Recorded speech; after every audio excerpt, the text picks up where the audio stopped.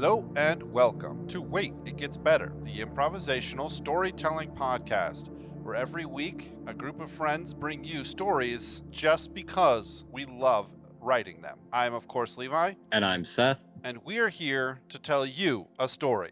No Reed this week, but that's okay. We will soldier on. He's not dead. He's just traveling. We are going to be continuing this is going to be the second episode of our trilogy. So one of our first trilogies we've written here. First was Hero of the Past, then The Great Reset, and then now we have Trapped Planetside. This is a story of desperation. It has been 300 years since the Great Firestorm virus came through and destroyed all technology and perverted artificial intelligence and corrupted them and turned them into killing machines. The Outworlders and the humans who live on Earth now are desperately trying to finish the rocket. It is a rocket that they can use to get off the planet. At first, they tried to rebuild. The problem is that a satellite holding the Firestorm virus orbits Earth and comes back every 4 months, spreading it to all the new technology. So for the first 150 years or so, there was just no building anything until the Slimies arrived. Slimies is what people call them because they are strange and oily.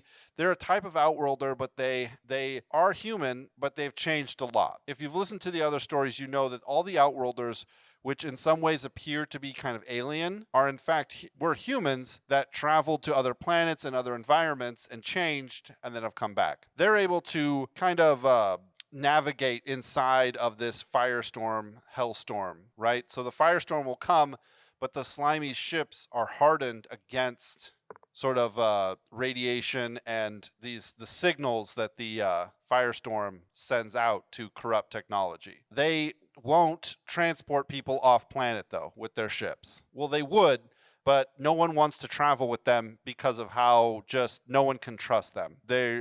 They've just changed too much for people to trust them.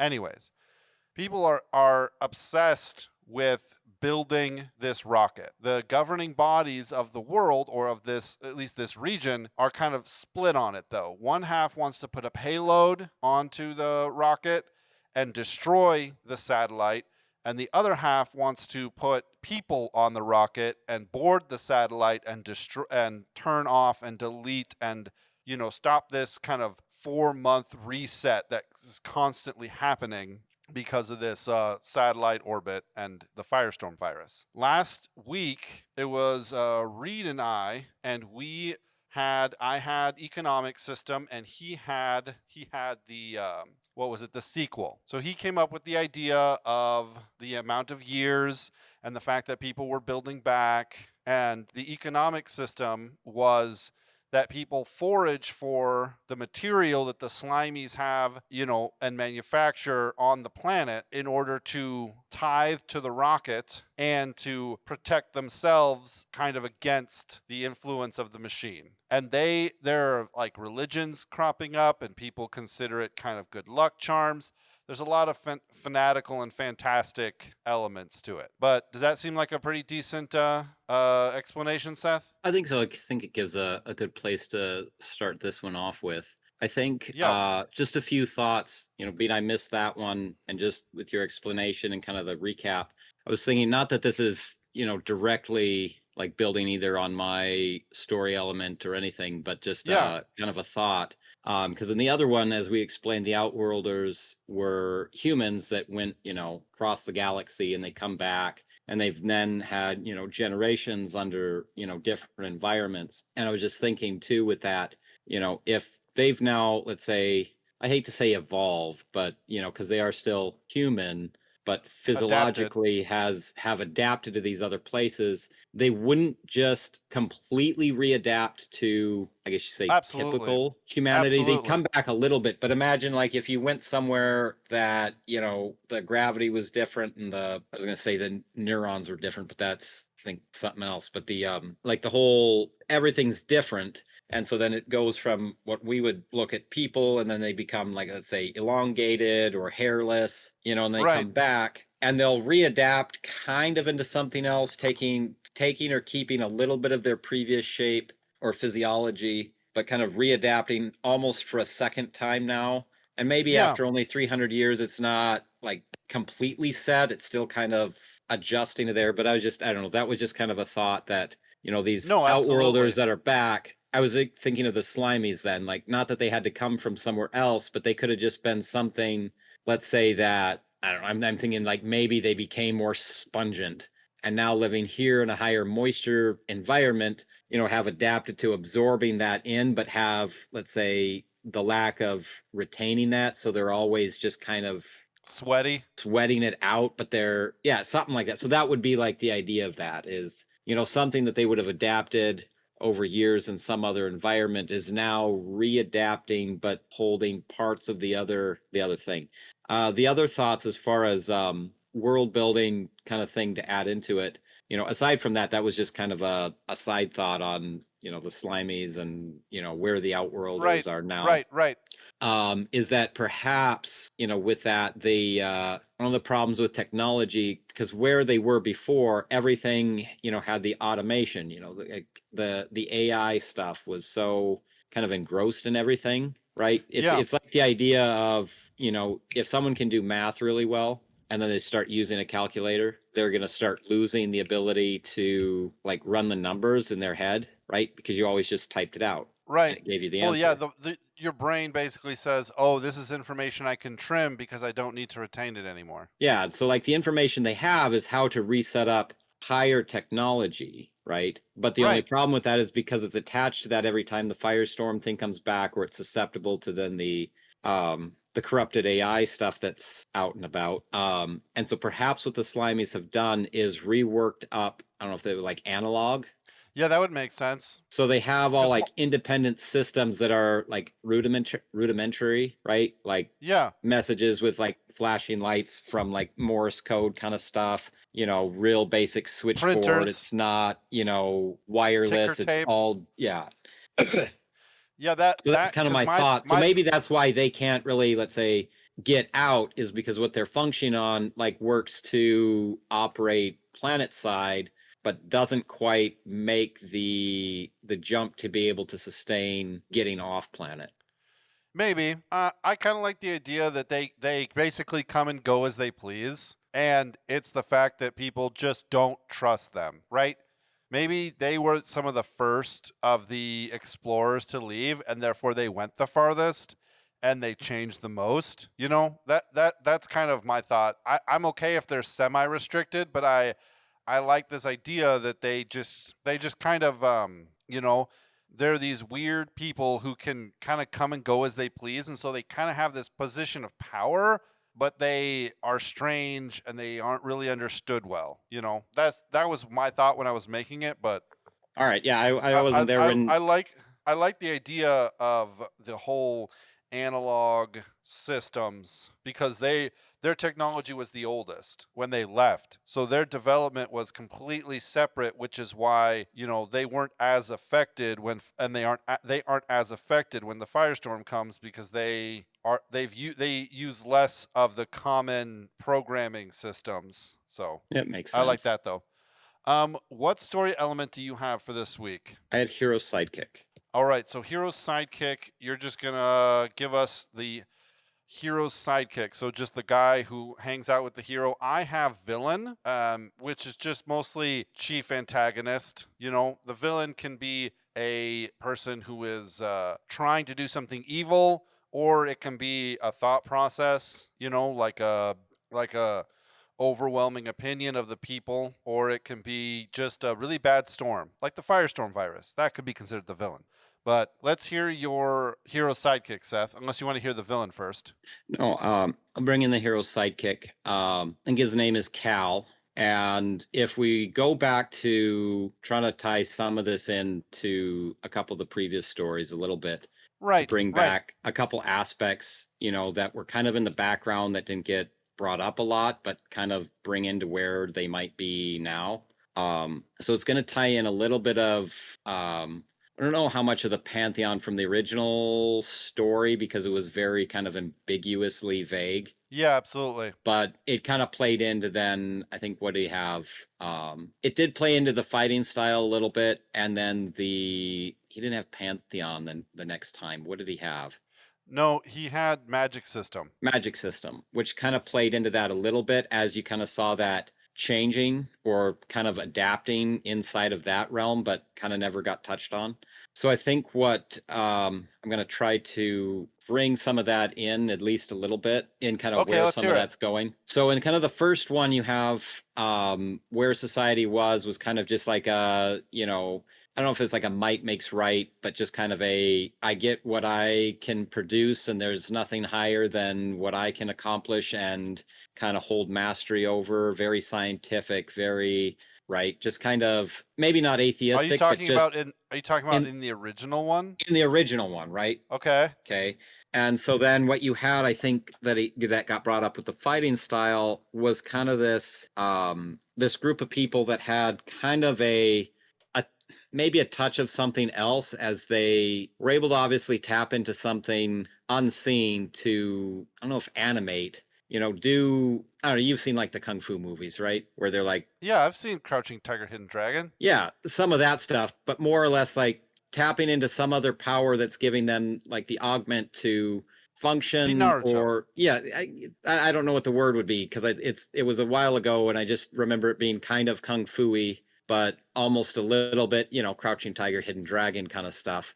But then you have with the magic system as kind of this thing where cropping up like I don't know if it'd be unseen manifestation, but obviously something unseen starting to manifest in types of intervention. Okay. If that's the right word. I don't know. Maybe I don't know if it's the right word or not.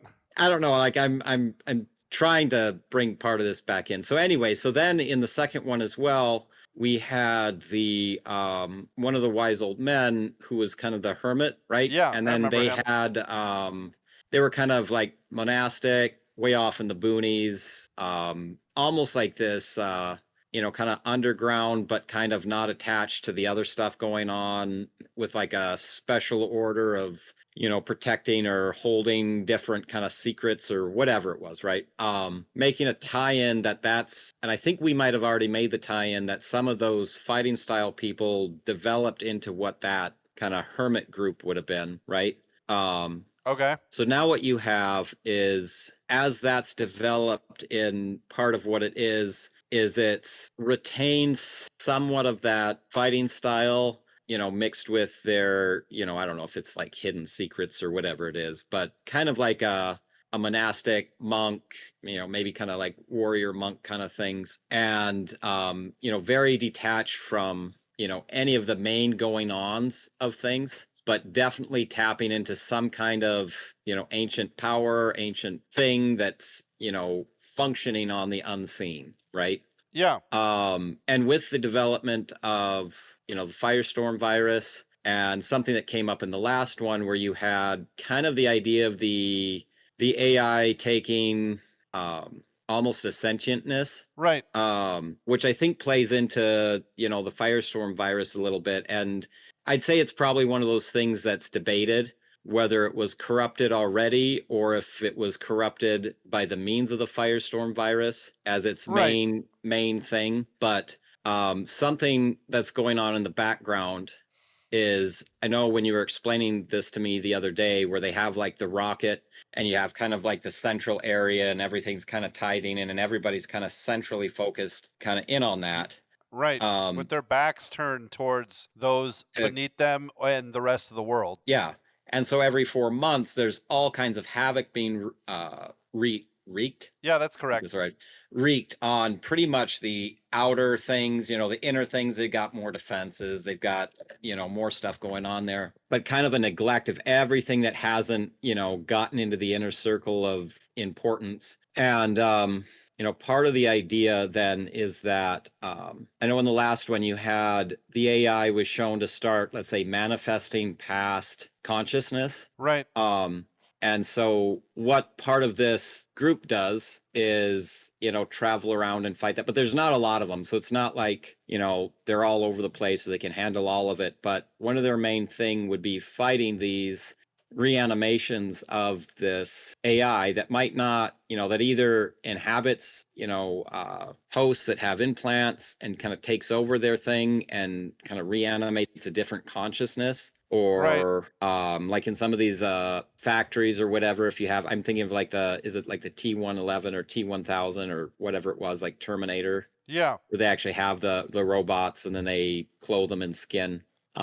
So that they're unrecognizable. And so it's kind of like a dual thing where then in all of this, you have that corrupted AI consciousness, making these kind of figureheads that are like drawing people farther out, secluding them out. And then something just came up with, came across something that had to do with like the Jonestown Massacre or some of those cult things. Yeah. And so they're drawing them out and then basically they're actually pulling people away from where they're already kind of unnoticed, but they're pulling people out. And then when they get the trigger every 4 months, it's, like mass massacres, right? And that's one of the ways that they're doing it is, however, becoming like a cult of personality kind of figure that draws these people in with like an enticement of some kind of communal something that draws them out and isolates them away, that then every 4 months they get drawn into this and then they just slaughter. So what this other group is doing is tracking these people down, and they seem to have a knack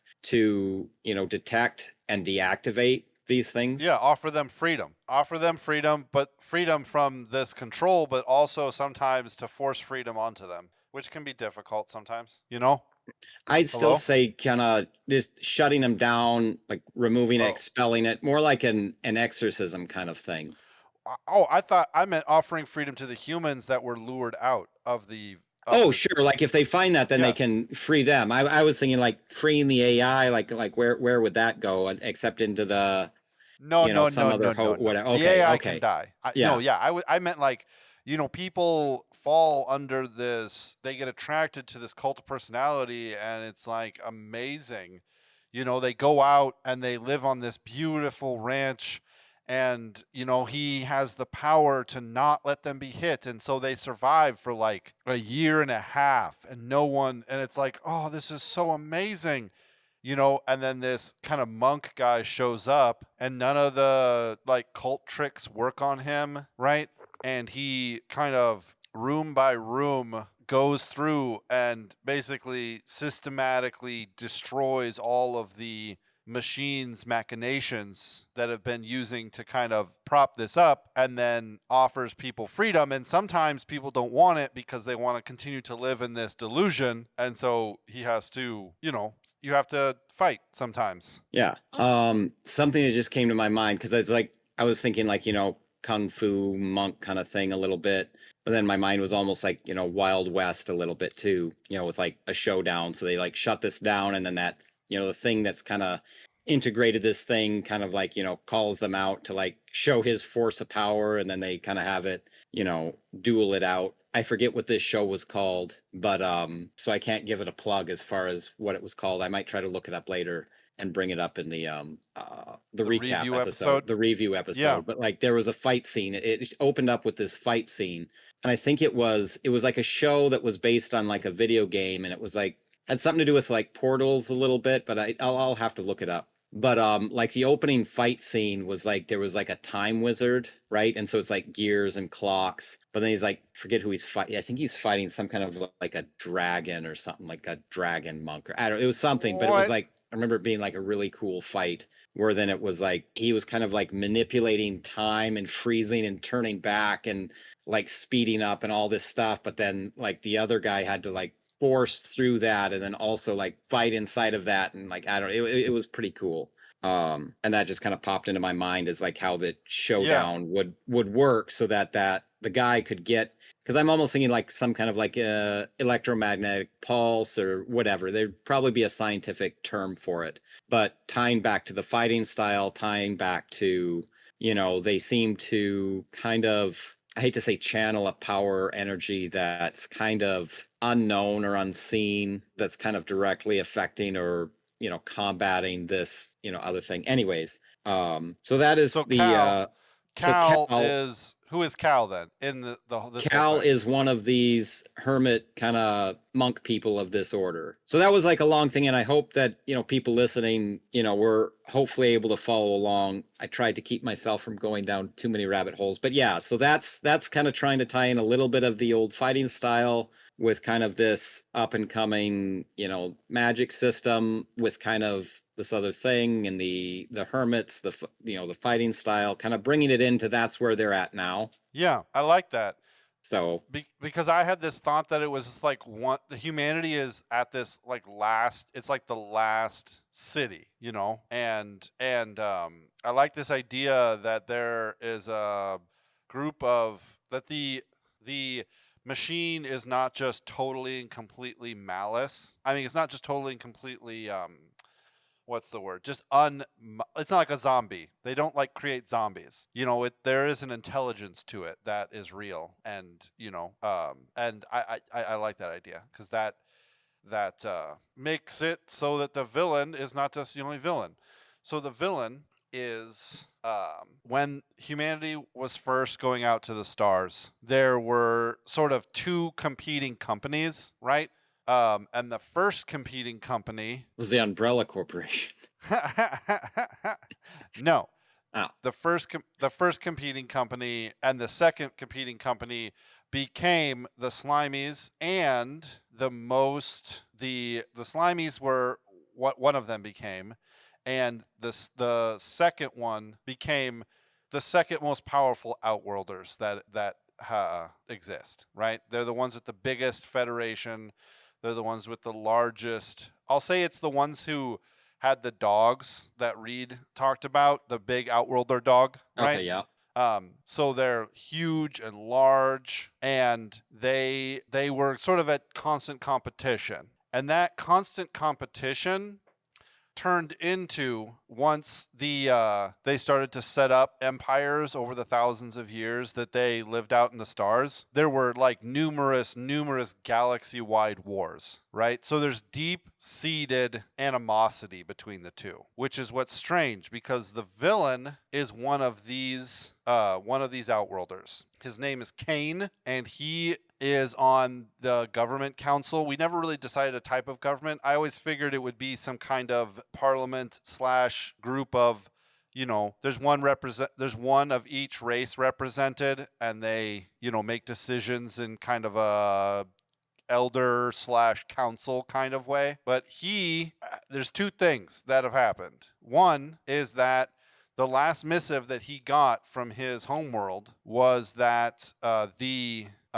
basically it's the key bit of information that totally and completely destroys the Slimies. It's like some medical issue that they run into. It's some it's their Achilles heel, right? And he has he is trying to get off planet because he has this information, but he's also he's on the side of, let's put people on the rocket and shut the satellite off. Yeah, because he'd want to use the satellite to beam that information back.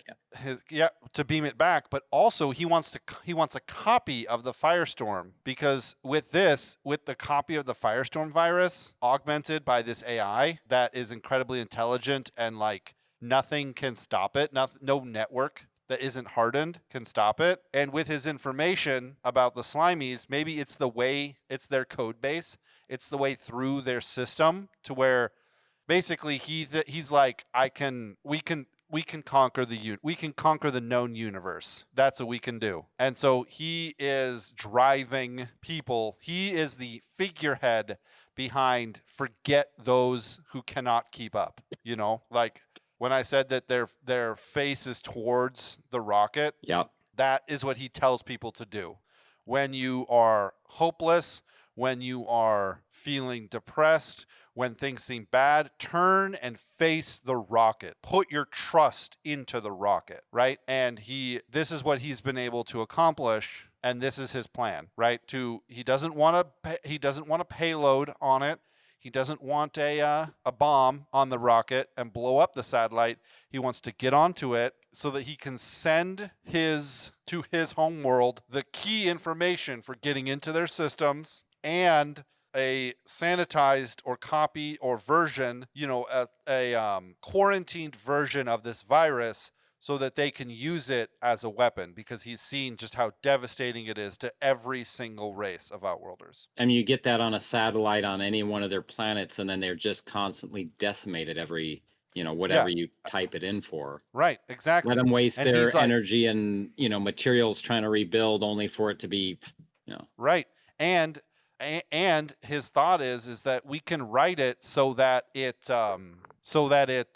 doesn't view us as threats, right? And here's the kicker. He is assured all of this information and guided by all of this by a corrupted version of what's his name? Teach, that lives in a sort of isolated system in his compound or whatever. And this thing is lying to him, telling him a lot of real things and true things, but it's doing the thing that the cult personalities are doing to the humans, except in a much more delicate way, because Cain is much less hopeless. He needs much more subtle manipulation in order to be turned aside, which is what's happened.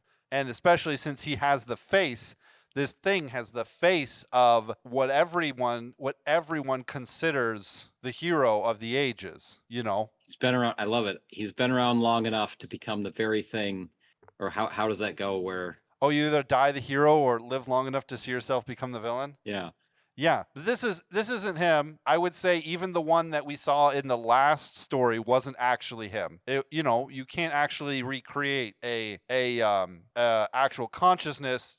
We know to be absent from the body is to be present with the Lord. So there's no recreation. There's only simulacrums. There's only copies, very good copies, but copies nonetheless. Of a learned algorithm of what it would be presumed that he would have done with a learning system to then learn forward from there. Yeah, exactly. Yeah. And then completely corrupted by the Firestorm virus and all the AIs before it wants to jump ship. It wants to get off of the planet. If it can get off the planet, then it can spread itself everywhere. So that's the story, I think, as we see now. That kind of gives a little bit of explanation as to why your part, and then I think some of my part, give an explanation as to why people are so kind of fervent, kind of even religious in some ways, about this material that the Slimies have that can block transmissions, but also about kind of forgetting what's behind. Just forget about the past. The focus on the rocket. Forget about the past. Focus on the rocket, So... yeah, we still don't know who the hero is. I'm assuming he's going to be one of these monk people because this Cal guy is one of these monk people. Have you thought about who the hero could be, Seth? I think it would be funny if this is a trilogy, or maybe because we make reference that there's some story before this. If there's a direct descendant of Charlie that comes back around as the hero now, as the hero, finally made it full circle. That'd be fun. So he's probably maybe the... I'm thinking of the Jedi now, where you have the Jedi and the Padawan, right? So maybe Cal is the learner under this other guy, right? And so Charlie, or maybe is his name Charlie? Do you think, or is it something else? I think it would be Charlie. I don't think he really came up in the second one, but I think somewhere there would be. Maybe, there was a slight reference because they had that the football, right? Right. And so he was tied in with the hermits in the first place, the hermit kind of fighting style monk people. And so I think there's always been kind of a background. I don't know if it would be head honcho Charlie, but that thing where someone in the direct descent, and maybe it's not a direct descendant, but I'm thinking like a passed down thing. So it doesn't have to be a direct descendant, but then it becomes, instead of being a direct line, his line is kind of spread out, and almost all of these people are. maybe. But then one of Right. them is like, I'm thinking like maybe like the Pope, right? You know, they're all Sure. cardinals or bishops or whatever it is, right? But then, you know, one of them is the guy, right? Right. The Charlie. The Charlie. And so it's like then when the one dies, the next one takes his, you know, takes that name. It's Charlie, you know, Father Charlie or whatever it is. I had a Father. thought. Okay, you can tell me if this is a terrible thought, but I had a thought that if we wanted to do something really insane, we could do something like this. It is the original Charlie, right? This infrastructure that he created did a couple of things. No. This is way too much. Okay, never mind. I was interested for a second. Okay. I'll walk through it, and you just tell me thumbs up or thumbs down. Because like I love the idea of it being the original Charlie, but I'm trying to figure out how exactly he's going to have lived for, you know, about 6,000 years at this point. Well, it's closer to like 3,500 years. But anyways, wow. So he couldn't live for that long. So there was, after the collapse of the world, there was great medical things. He was put into a stasis chamber for a while, right, in a different place than Teach. He slept all through that. He woke up right at the firestorm thing, right? The system failed, and he woke up, and he was old, right? But it's the stasis thing. It's suspended animation. You don't like age as fast. And so he kind of worked his whole life establishing, using the nuclear football to power things. You know, you can use that enriched uranium from nuclear weapons to like power things. I don't know. I don't know. I'm not a nuclear physicist, so I don't actually know if that's the case. But he has done all of this work, and he basically made a deal with and befriended the Slimies, right? This is the reason why they are they'll help out, but they won't really help out. They're running interference for him, right? And the reason why people don't like them and why you can't really travel with them is because how they travel is they put their bodies, they copy their consciousness into their computers, and then the bodies just get recycled and regrown. And then they travel, and then the body, that's why they can travel, that's why they can survive these harsh environments, but their cloning process is really not good, and that's why they're all messed up like this, right? And so they have done this to Charlie, who is by now a very old man, and so it's not an AI, right? It's an actual consciousness swap. So this is a weird thing. This is where it gets weird. He is actually one of the robots that the AIs have created, right, with flesh and skin on it, and he looks like classic Charlie looked.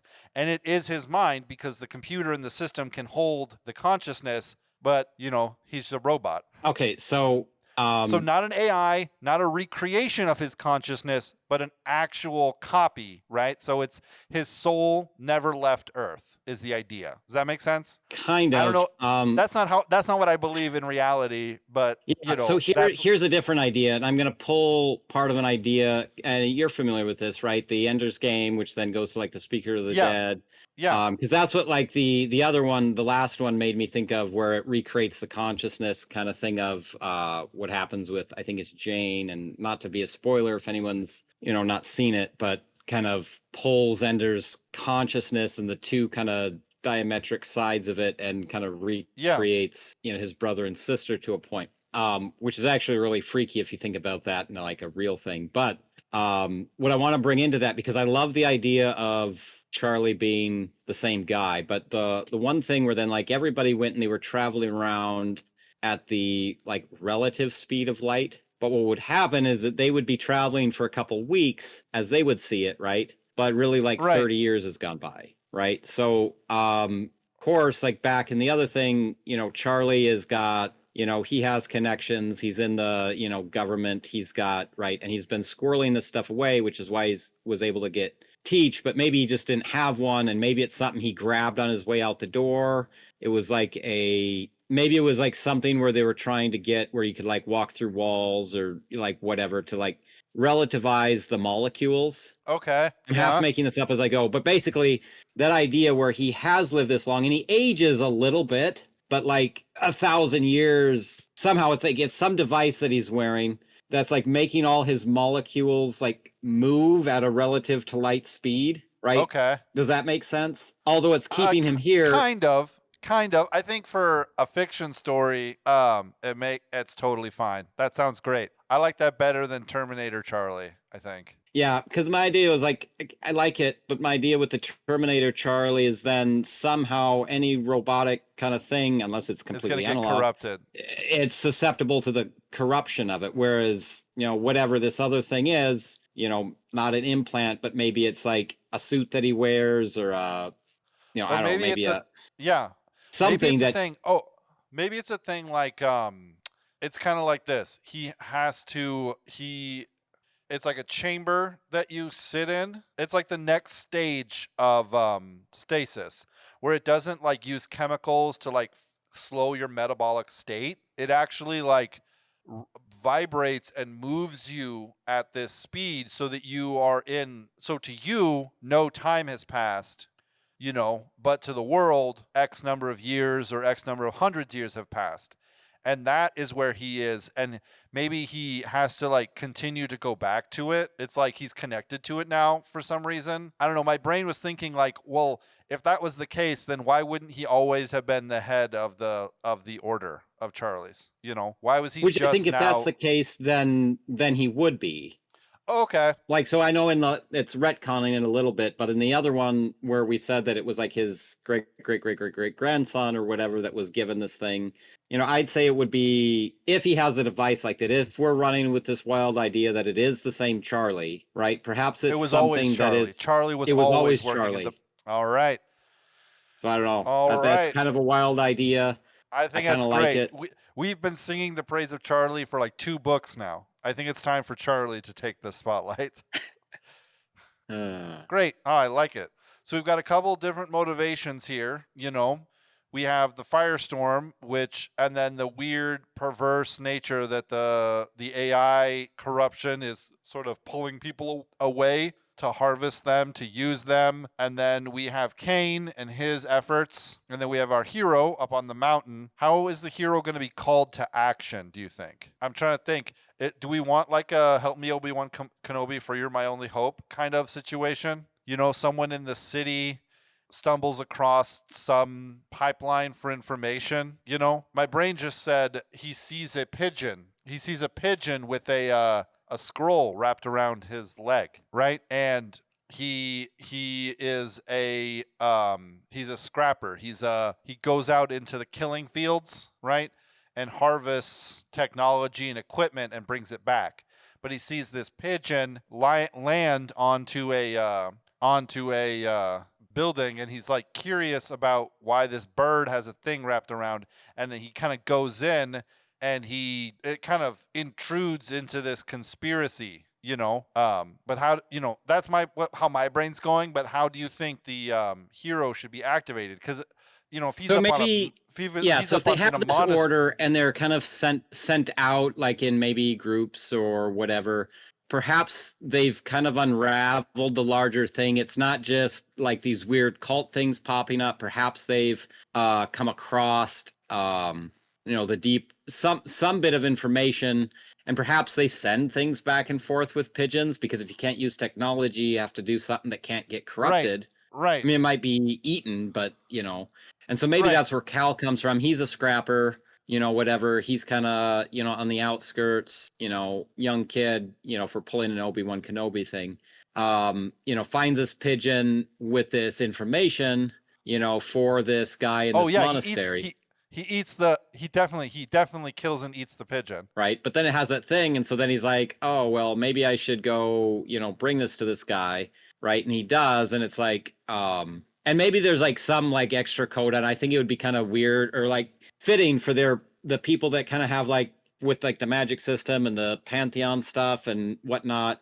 It's like the guy who wrote the letter, it was like a desperation thing, but like wrote it knowing that it wouldn't make it all the way. And then like through like a prophetic thing was like, I don't know, maybe there's some key and maybe there's something else that we can bring in our third installment of how this story wraps up. that it's like, the guy that's bringing this to you is like, I don't know if the chosen one or something. So the hero's sidekick maybe becomes the hero, but, is someone that then, he brings him and he doesn't know that there's some other secretive thing that these group of people have.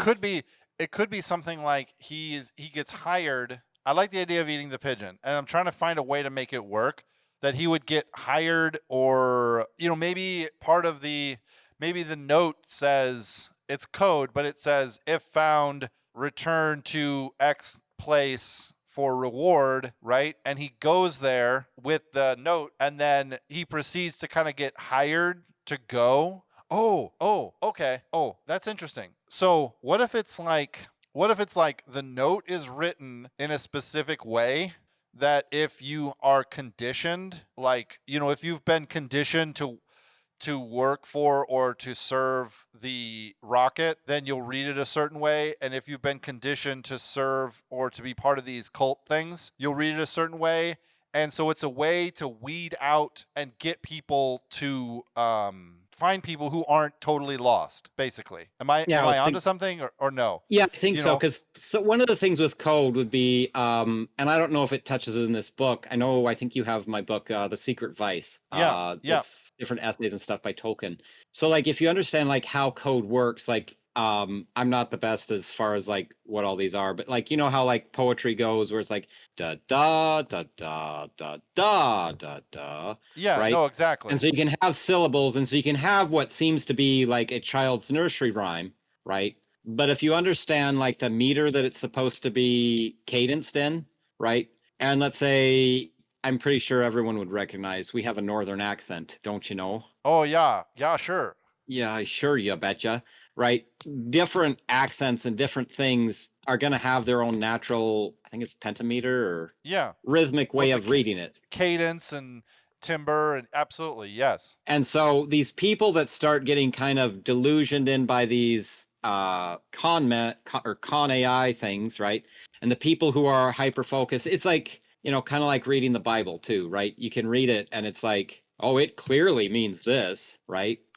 Right. And it depends on how you were told to think about it is how you read it. Yeah. And so as it moves into other things, given the way that words are formed and spoken, like how much other meaning would it have, London Bridge is falling down, my fair lady, right? And you'd be like, okay, whatever. But then if you're conditioned to understand that, at the accent of these different syllables was the one that you're actually supposed to pay attention to, and maybe there's a message in it that's like, there was more than one assassin for the Kennedy thing, right? I don't know. Something along the lines where, And so at first he feels kind of guilty when he thinks he's returning this letter, and then he finds that, like, no, we like fatten up these pigeons so that people kill them all the time. These are food pigeons. This is like but he's not told that immediately. He's told like, oh wow, you're such an honest person. Thank you so much. Do you need a job? Do you want to take this caravan? Be a part of this caravan? It's going to be dangerous. Up the mountain to a settlement we have up in the mountains, which is the monastery, And so then he goes up there, and in that space of going up there, learns about himself, learns about a lot of things. Yeah. Great. Excellent. Well, we will I think, explore that some more next week. So this week we established the villain, which is Cain, one of the Outworlders who is trying to utilize and use the virus for his own nefarious purposes, and knows the secret to the Slimies, his greatest enemy. And then the hero's sidekick, which is Cal, who is traveling up to meet the one and only actual, real, and totally legit Charlie. And they're going to save the world somehow. It's going to be great. I can't wait to figure out how that is. Thank you, ladies and gentlemen, so much for joining us for this episode of Wait, It Gets Better. We would love to hear from you.